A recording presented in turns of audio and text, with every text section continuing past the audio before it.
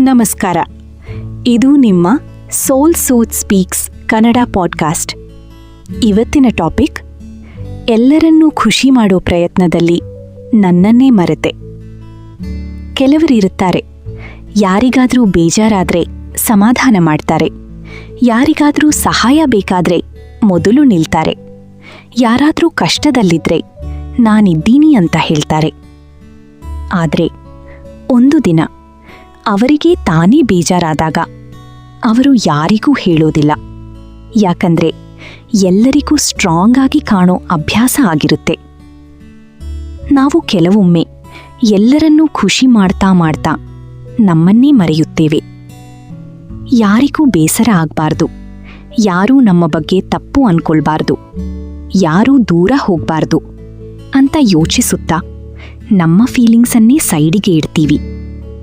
ಸರಿ, ನನಗೇನಿಲ್ಲ, ಬಿಡು, ನಾನು ಅಡ್ಜಸ್ಟ್ ಮಾಡ್ಕೊಳ್ತೀನಿ. ಈ ಮಾತುಗಳು ನಿಧಾನವಾಗಿ ನಮ್ಮ ಜೀವನದ ಭಾಗವಾಗಿ ಬಿಡ್ತವೆ. ಆದರೆ ಒಂದು ಪ್ರಶ್ನೆ, ಯಾವಾಗಲಾದರೂ ನೀವು ನಿಮ್ಮನ್ನೇ ಕೇಳಿದ್ದೀರಾ, ನನಗೇನು ಬೇಕು, ನಾನು ನಿಜವಾಗಿಯೂ ಖುಷಿಯಾಗಿದ್ದೀನಾ?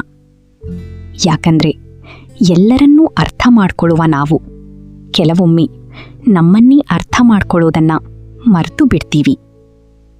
ನಮಗೆ ರೆಸ್ಟ್ ಬೇಕಾಗಬಹುದು, ಸ್ವಲ್ಪ ಸಮಯ ಬೇಕಾಗಬಹುದು, ಸ್ವಲ್ಪ ಸೈಲೆನ್ಸ್ ಬೇಕಾಗಬಹುದು.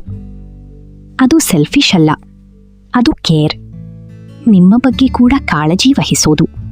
ಅದರ ಹೆಸರು ಸೆಲ್ಫ್ ರೆಸ್ಪೆಕ್ಟ್. ಸೆಲ್ಫ್ ಲವ್ ಅಂದ್ರೆ ಎಲ್ಲರನ್ನೂ ಇಗ್ನೋರ್ ಮಾಡೋದು ಅಲ್ಲ, ನಮ್ಮನ್ನೂ ಲಿಸ್ಟಿನಲ್ಲಿ ಸೇರಿಸಿಕೊಳ್ಳೋದು. ಕೆಲವೊಮ್ಮೆ ಇಲ್ಲ ಅಂತ ಹೇಳೋದು ಕೂಡ ಓಕೆ.